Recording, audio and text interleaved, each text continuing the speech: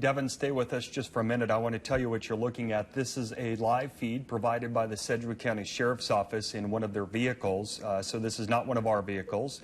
This is the Sedgwick County Sheriff's Office providing a live feed, giving you a look at exactly what the people there in this procession are looking at. And look at that as they pass a fire station. All standing at attention. And it's just wonderful to see all the people in stretches of this processional that are coming out to pay their respects. As you know, I'm looking at my Facebook, we have some law enforcement on there, and I just want to point out that not every law enforcement member was able to come and pay respects to their fallen brother, because this is not a job that you can just leave the streets uncovered. Oh, here we go. So we want to just give a big thank you here as they turn the corner at 119th and 119th and Maple there, coming toward the cemetery. But a big shout out to all the law enforcement officers still out there on our streets right now who are protecting us, who are not able to be part of today's services. And I think we might want to take this moment to be silent again as the motorcycle unit comes underneath that flag, and so does Deputy Coonsey's patrol car, the hearse, and of course his family. So this is again over near that bridge in front of Rest Haven Cemetery, rather, where the fire department is hanging that huge flag with both of its ladders there. So let's watch as they come on in and go underneath that flag and into the cemetery.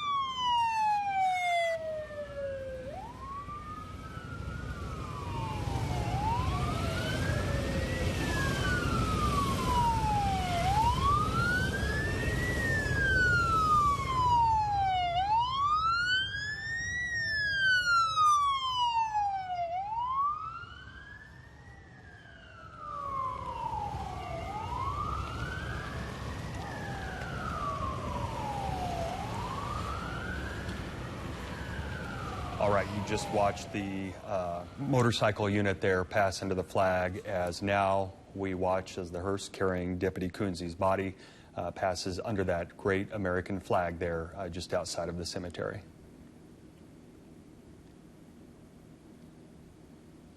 So this is the final stretch here that they will make. As you can see, the flowers there at the grave sites of Rest Haven. Rachel Skite is there at the cemetery. Rachel is with us now. Rachel, what can you tell us?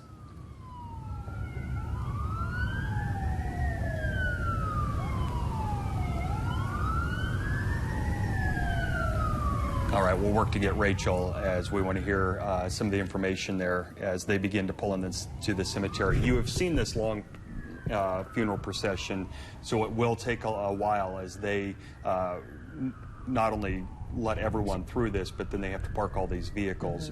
at the cemetery, want me to talk you or will not? see the final call as well. That's the Patriot Guard, standing guard, and again the hearse. Let's go ahead and go to Rachel Skida now. Rachel.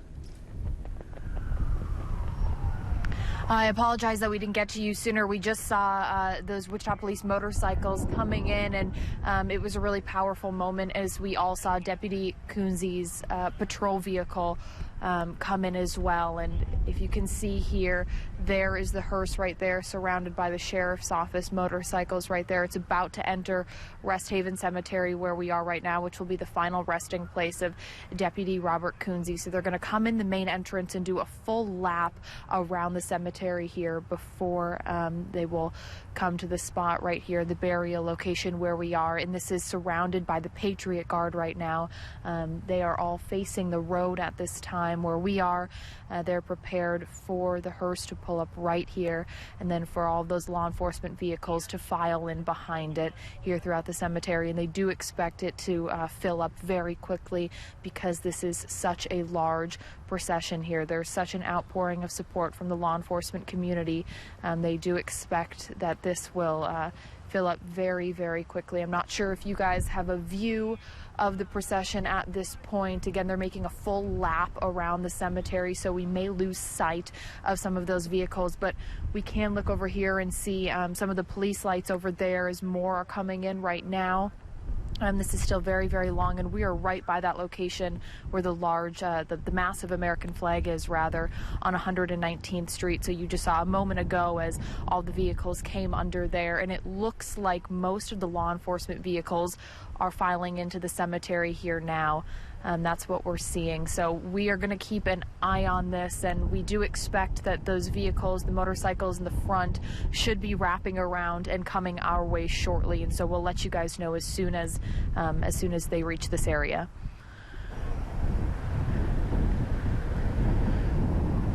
Rachel, thank you. We're going to keep this live shot right here of the cemetery for you. And also on the other side of your screen, you see Benton Elementary. This is right in front of that school there, where you see the procession, and you see how long it is. And this has been going on for at least 15 or 20 minutes.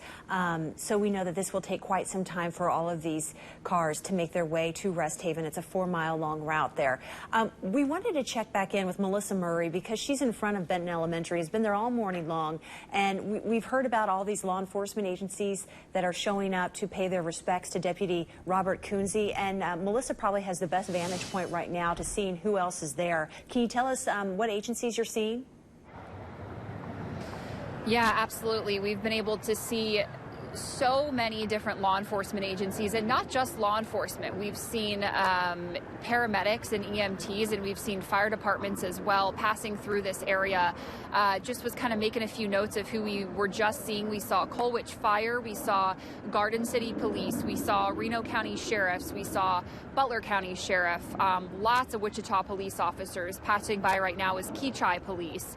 Coming up here is Barton County Sheriff. So many different agencies, and I don't even really have words for what it's like to see all of these law enforcement agencies together here in Wichita today for this. And as Melissa just mentioned, this constant stream of vehicles, we can't see the end of it from where we are. And it's been incredible to watch these kids watch this, and also the law enforcement officers who are, some of them are waving to the kids to kind of, make them feel a little bit more comfortable about what's happening and be friendly with them. But I have seen quite a few law enforcement officers who are very visibly emotional as they're passing by, either looking at these kids or just taking in the gravity of why we are all gathered here today. So pretty incredible situation to watch here as we stand in front of Benton Elementary School with these students here this morning. All right, again, looking at the shot here from Rest Haven Cemetery, and you can see how long that procession is, so it will take a while as they make a full lap there around the cemetery. Looking at the WPD motorcycle unit there that led this today. They will make a lap around there, get everyone parked, and then we will take this, what we can here of the service here at the cemetery. There will be a last call, and we just got a message in on Facebook. It appears to be from a dispatcher, because they said, don't forget to mention the dispatcher who has to make this last call, Oh, that yeah. it can be a very emotional moment for that dispatcher. The dispatchers with these men and women Oh, I out in the think field I'd read that earlier. are Yeah. basically brothers and sisters as well. Their lives depend on those dispatchers, so they form oftentimes very close relationships, and that dispatcher will have to make the last call. We are efforting to make sure that you can hear that last call. That can be very emotional. And I don't want this moment to go by in case they are going to pass through here. This is Deputy Coonsy's patrol vehicle. I would like to see stay on this, of course. This is his vehicle that, okay, we do have Scott. Okay. We're talking to our producers who are in the booth as well. But again, this is Deputy Coonsy's patrol vehicle, obviously driven by members of the Sheriff's Office staff here as it makes its way through Rest Haven Cemetery.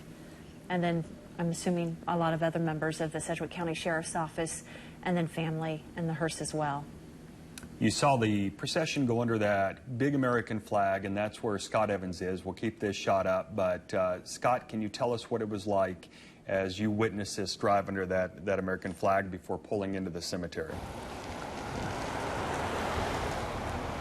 You know, I wish, Mike and Melissa, I wish I had a better word beyond emotional to say to describe what happened as the motorcycles, you know, came into a tighter formation to get underneath the flag and come through.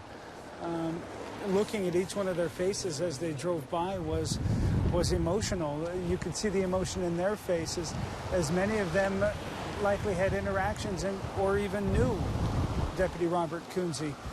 And then as they made their way through, you had the tight formation of the deputies who were surrounding the hearse that was carrying the deputy's body.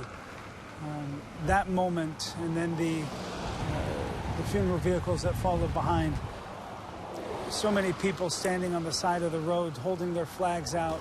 They've been out here for a good hour and a half, 2 hours, waiting for this moment. And the respect that each one of them have for the deputy, for law enforcement, showing their support for Deputy Coonsey, who's a hero. It's pretty incredible to see this. You know, this is the first time that I have been able to see this and witness this as we rub shoulders with law enforcement officers on a regular basis. To be here and to see this is really just incredible. We're getting now closer to the end of the... No, it's still going. It's procession. I thought we were getting close to an end. There was just a brief little gap. But this is still going all the way up 119th Street, still on Maple, as this procession, this 4-mile procession continues. Now, not just law enforcement vehicles, but we're having some other ones as well, as they come through this large American flag that's been draped over 119th. Sedgwick County firefighters are the ones that put this flag up. Just a little bit beyond them, we have members of the SWAT team who are standing there on the side of the road in attention as they are paying their respect to their fallen brother. Now Valley Center crossing through. Several state agencies we've seen. Kansas Highway Patrol, we just saw Valley Center. But as we know, we've seen agencies from across the state coming and showing their support for Deputy Coonsey. Mike, Melissa. All right, thank you, Scott. We're going back now to Rest Haven Cemetery inside. You can see the officers coming out and getting ready of their cars and walking over to the burial site where they will lay to rest Deputy Robert Coonsey. We can only assume here these are close family members and friends of the deputy as they make their way to the burial site.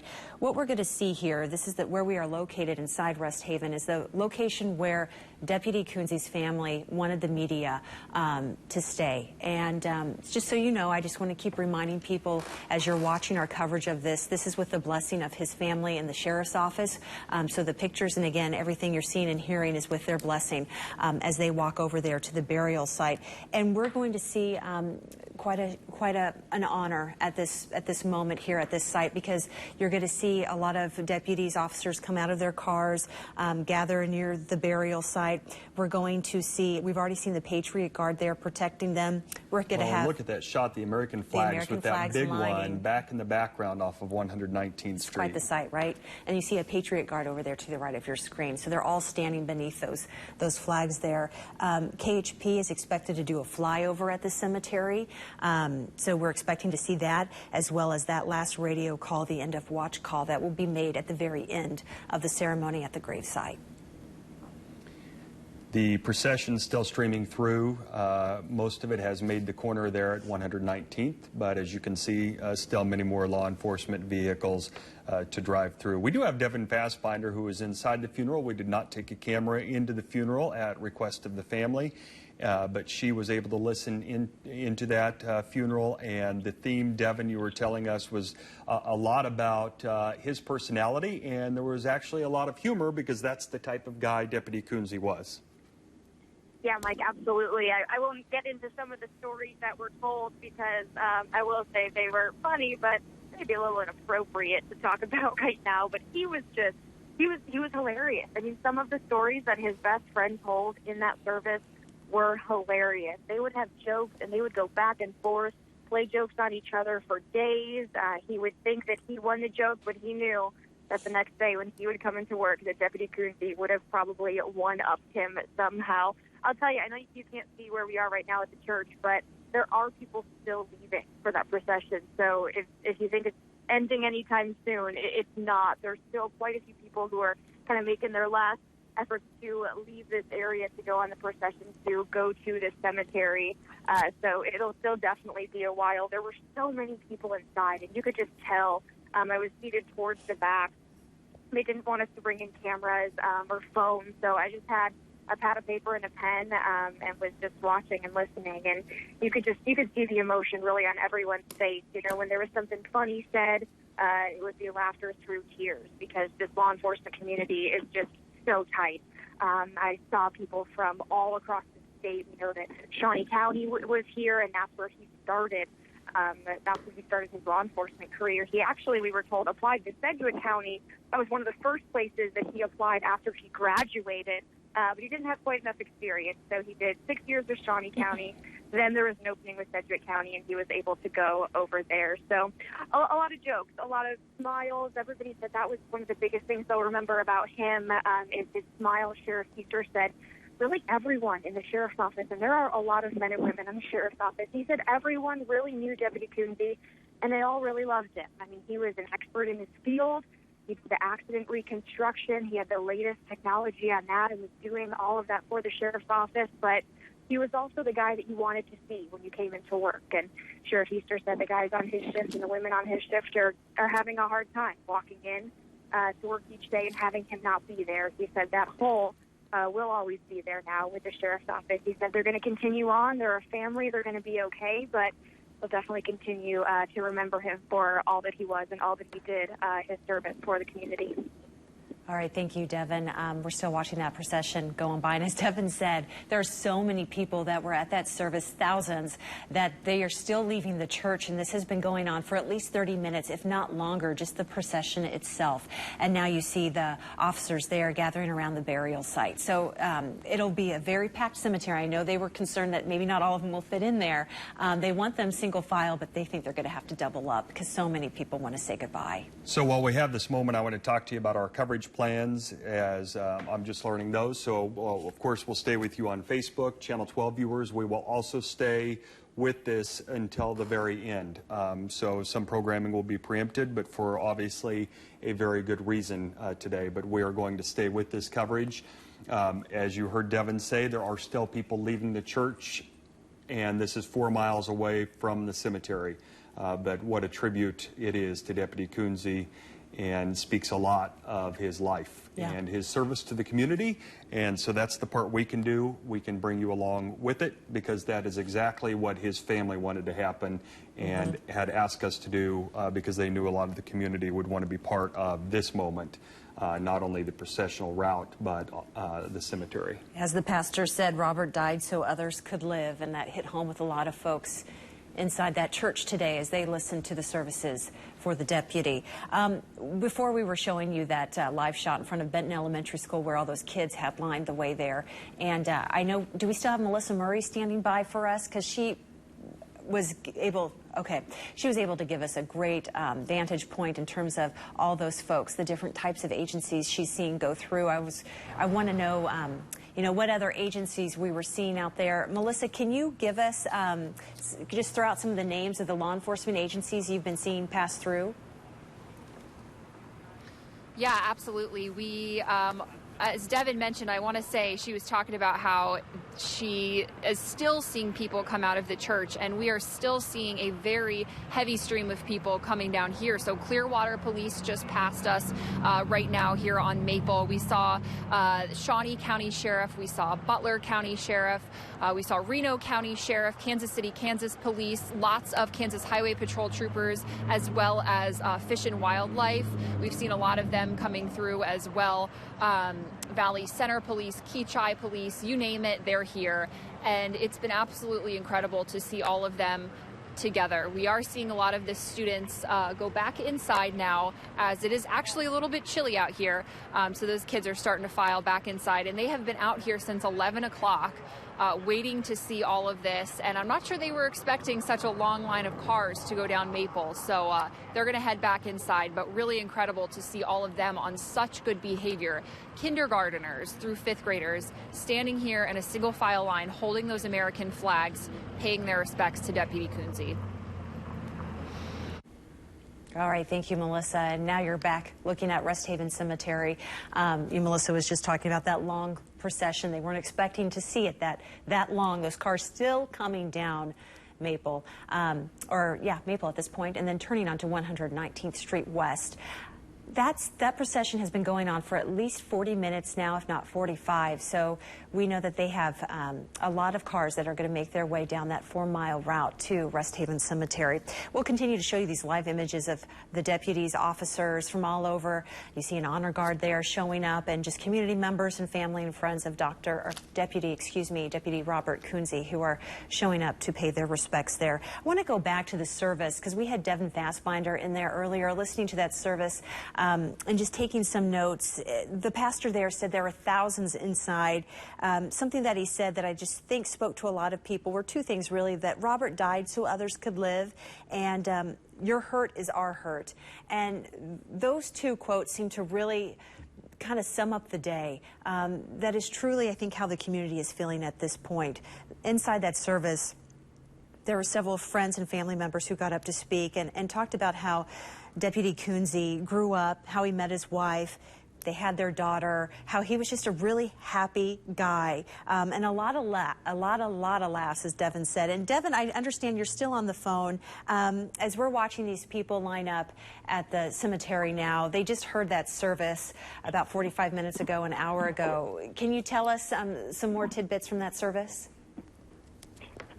Yeah, I think one of the things about the service that kind of just made you feel like you knew Deputy Coonsey was they talked about he would every day, every morning, he would patrol around the Lake Afton area, and there are two women who work in the Lake Afton office area. And so every single morning he would stop in their office, he would get a Diet Dr. Pepper, and he would chat with them. Something that was mentioned that everybody giggled about was that the two women would say that they were his eyes and ears of the area, where he would always say, they might be a little more of his head and his ache. But those were two women who he saw every morning, and he made it a point to get out there every morning, say hi, see how their day was. If they needed anything, I mean, they knew him well enough that they knew exactly what kind of pop he was going to buy every morning. And that was something that a lot of people, especially Sheriff Easter, said was just really who Deputy Coonsey was. He was the community guy. He, working for the sheriff's office, he worked with a lot of city police departments. And so actually the day when he lost his life, he was having lunch with a Cheney sergeant. That's just what he would do. And Sheriff Easter said that when he was talking to that Cheney sergeant, the Cheney sergeant shared with Sheriff Easter that he was talking about law enforcement. He was saying how law enforcement changed his life and changed it for the better. He said that he views people differently, and he loved this job. He loved this career. This was his passion.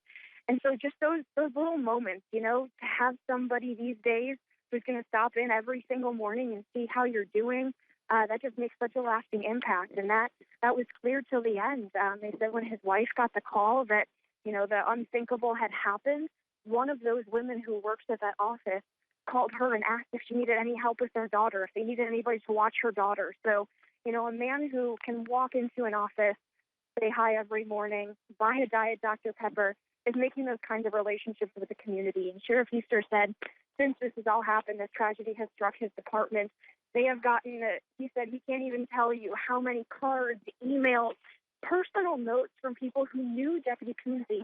That's not even compared to the people who didn't know him and wanted to express their sympathies. He said there are so many that he has gotten of people who knew Deputy Coonsey and, knew him as Robert, or as his best friend said, called him Bobby, as much as he hated that. So even if you didn't know him, I think after sitting through this service, you felt like you did get a piece of him. You got a piece of who he was and who he'll be remembered for. Devin, thank you for that. As we talk about the last week, what Devin was just talking about with the sheriff, this is the vigil that was earlier this week, just a couple of days after the tragic incident, and those still images sometimes capture more than video can at times, as it's a snapshot in time here of that vigil out in front of the Law Enforcement Memorial downtown at City Hall. When you talk about some of the other tributes, we've heard from people around the nation wanting to pay tribute. Here's just another example of that. A bouquet of flowers from the New York Yankees, saying, with our deepest sympathies, our thoughts and prayers go out to the Coonsey family and the Sedgwick County Sheriff's Office. New York Police Department itself sent a couple of officers here to represent New York, who has dealt with its share of tragedies just like this, both with law enforcement and with first responders. We do have Scott, who is still monitoring that procession driving by. This is not too far from the cemetery, that great American flag with the fire trucks and their ladders way up in the air hanging that flag. Scott, what can you tell us from your location? It looks like, Mike, they are starting to possibly park outside of the cemetery. The cars just continue to come, the emergency response vehicles from not just across Kansas, but I've seen Oklahoma City, several from Colorado Springs, as well as from Larimer. And I mean, for those law enforcement officials to come all the way from Colorado Springs, you're talking a good, maybe 8-9 hour drive just one way to get here to show their support. Now they're beginning to park on 119th Street outside of the cemetery. Joe, let's go ahead and let's flip the camera around from where this that we have been. You see now off to the right, they're now moving off to the right as there are still people standing by.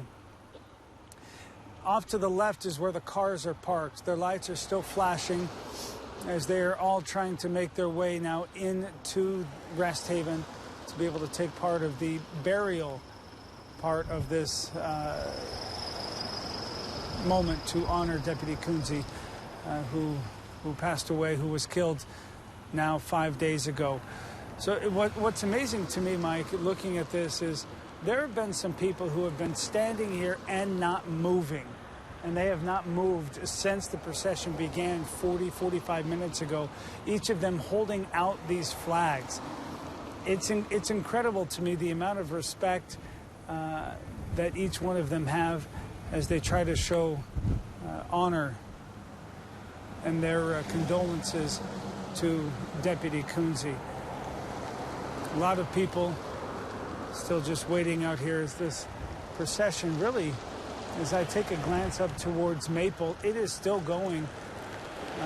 Really no signs of stopping, as we heard from Devin and Melissa not too long ago, that they're still coming out of the church. We're here about 4 miles away. We're about, I would say, a quarter to a half a mile away from Rest Haven right now, as these vehicles again are now lining up on 119th Street because there's no more room. I'm assuming no more room inside the cemetery. Okay, we're just getting word the procession has just ended there at 119th and Maple, as Scott Evans is in that area, so we should be getting close to them being able to proceed here with the graveside service. But as I was mentioning earlier, we're just not real sure what technology is going to allow us to do here in bringing you parts of this. But Okay, our producer is talking to us. We're going to go ahead and listen in here. They are starting the services here at Rest Haven.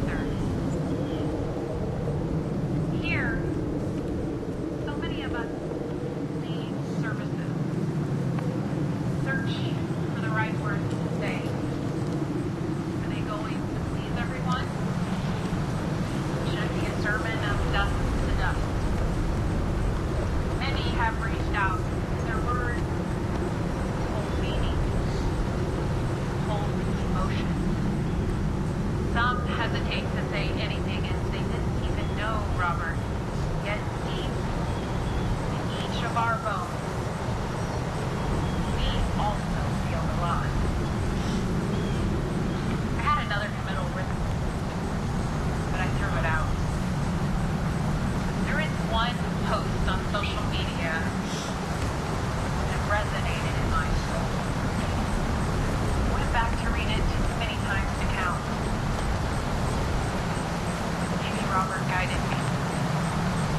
Maybe it was because of the visuals his family gave us when they spoke of Robert just learning how to walk, and he stands in his father's boots.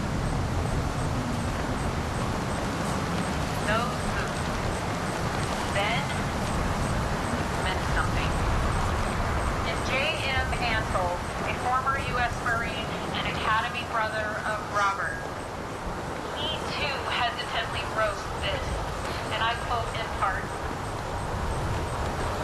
"You can tell a lot about a man by his boots if you only pay attention." Robert had 2 pairs. Tonight I stared at the boots of another man for 3 hours, a pair belonging to Robert. I volunteered to simply polish and make them shine. Something I've done 1,000 times. But tonight, I couldn't. I came to the realization that this wouldn't be the Kunze I remembered. His uniform was always good. But his boots, they were worked in. Truly worked in. They showed the scars left behind. He was proud of them. We try to find comfort in so many different ways. For some, it's knowing his many characteristics and the ones we love so much about him. They have been passed on. We search for comfort in all the stories, the good times, the struggles, and triumphs. Tonight, I found a little bit of comfort in an old pair of boots. Regardless if you ever see Kunze's boots polished or unpolished, when you see them, you'll know those old boots helped me down a path forward. Tonight, I remembered Robert as a simple man wearing the beat-up boots he proudly chose, honorably served in, lived in, loved in. But Robert has another pair of boots. They will be dipped in bronze and placed into a memorial where people pass by and recognize he was a hero. J.M. found comfort in an old pair of boots. They weren't shiny, the most expensive. He accepted them the way they were. Looked past the scuffs and the scars and saw the human underneath. We've come full circle. And it's time to finish what we started at the church. Robert prepared for this fishing trip from beginning to end. The most important part was about what happened in between. Those 2 spaces.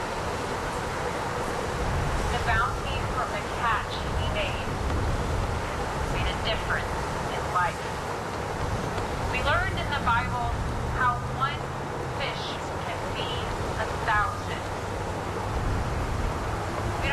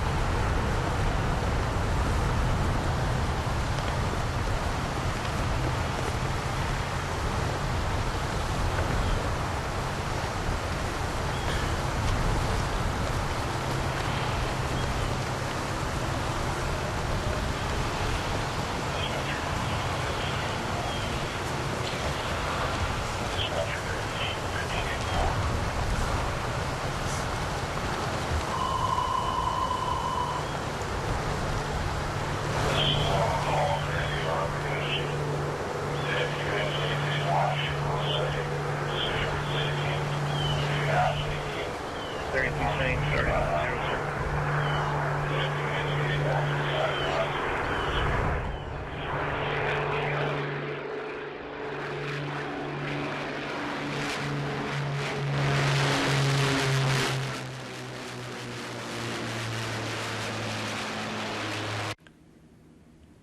All right, you're looking at KHP right there flying over, and you just heard the final call. Do we hear it right now, or do we just hear it? Hearing that right then and there. It was a little difficult to hear, but we are honored to bring you these services. Deputy Coonsey made the ultimate sacrifice to protect his family, his friends, and his community. Deputy Coonsey, we will show you 10-7, and may you rest in peace. We will take it from here.